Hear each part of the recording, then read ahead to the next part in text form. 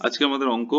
কোষে দেখি 23/2 5 দাগের মান নির্ণয় করি। 7 অঙ্কটি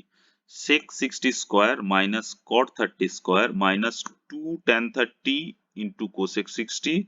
বাই 1 প্লাস tan 30 স্কোয়ার। তো এটার মানগুলো বসালে আমরা পেয়ে যাবো sec 60 এর মান আমরা জানি 2, তো 2 এর স্কোয়ার মাইনাস cot স্কোয়ার 30 এইটার মান হচ্ছে √3 তার square minus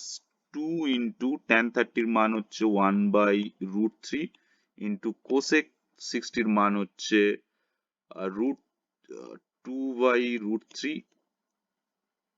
by 1 plus tan 30 হচ্ছে 1/√3 তার স্কোয়ার।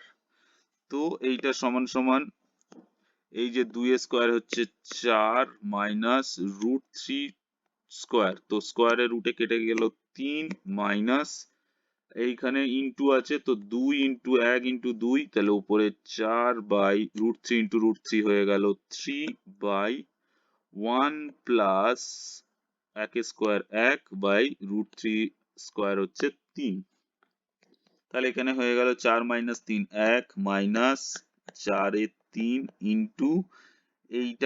এইটার পুরোটা ক্যালকুলেশন করলে আসে 4 এর 3, কেন 3 প্লাস 3 একে 3 প্লাস 1 4 বাই 3, তো এটাকে যখন